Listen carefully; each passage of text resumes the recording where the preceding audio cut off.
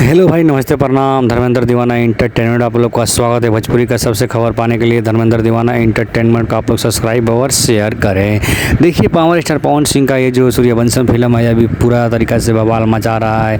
तीसरे हफ्ते में प्रवेश कर गया है। ये फिल्म बहुत ब्लास्ट होकर रहा है, सुपरहिट फिल्म, ब्लॉकबस्टर फिल्म हो गया है। देखिए, इसका एक गाना है ओढ़नी में कोढ़नी।